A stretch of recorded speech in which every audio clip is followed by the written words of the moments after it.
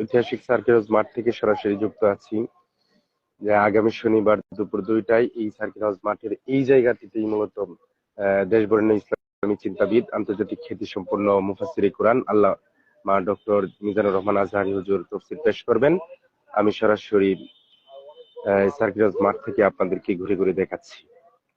আপনারা যারা তাফসীর মাহফিলে আসার পরিকল্পনা করছেন তারা আগামীকাল বা পরের দিন সকালবেলায় চলে আসতে পারেন। যেহেতু উনি বয়ান পেশ করবেন জোহর বাদ, সেহেতু আপনাদেরকে হয়তো ফজরের পরে চলে আসতে হবে, নয়তো আগের দিন চলে আসতে হবে।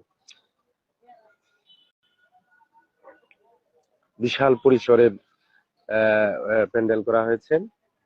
আপনারা তো আগে যারা চিনেন বা জানেন, সার্কিট হাউস মাঠ মোটামুটি বিশাল বড় একটি মাঠ। বৃহত্তর ময়মনসিংহের অন্যতম একটি বড় মাঠ হিসেবে এটি বেশ সমাদৃত। সেই মাঠেই মূলত আল ইসলাম ট্রাস্টের উদ্যোগে ঐতিহাসিক তাফসীর মাহফিল অনুষ্ঠিত হতে যাচ্ছে।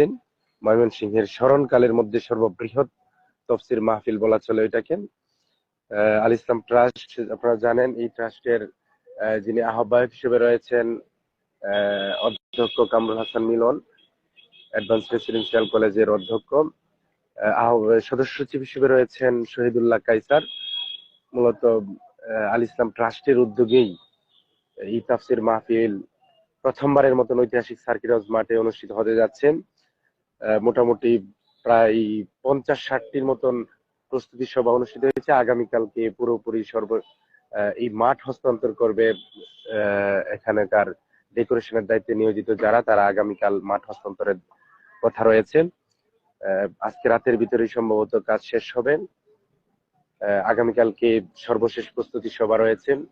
গতকালকে আপনারা জানেন এখানে বিএনপির জাতীয় নির্বাহী কমিটির সদস্য, ময়মনসিংহ বিভাগীয় সাংগঠনিক সম্পাদক আব্দুল ওয়াহাব আকন্দ এসে এখানে পরিদর্শন করে গিয়েছেন বিভিন্ন রাজনৈতিক দলের ব্যক্তিবর্গ সহ বৃহত্তর ময়মনসিংহের যে সকল সামাজিক, সাংস্কৃতিক এবং রাজনৈতিক পার্সোনালিটি রয়েছেন, সবাই গতকালকে এসেছিলেন। আগামীকালকে একটি বড় পরিসরে এখানে প্রস্তুতি সভার কথা রয়েছেন। যেহেতু পরের দিনেই এখানে তাফসীর মাহফিল, আগামীকালকেই কর্তৃপক্ষ ডেকোরেশন যারা দায়িত্ব নিয়োজিত রয়েছেন তারা এই ডেকোরেশনের কাজ সমাপ্ত করবেন আজকে রাতের ভিতরে। আগামীকালকে কর্তৃপক্ষকে বুঝিয়ে দিবেন, এমনটি মূলত আল ইসলাম ট্রাস্টের যে সকল সদস্যরা রয়েছেন এখানে তারা জানিয়েছেন।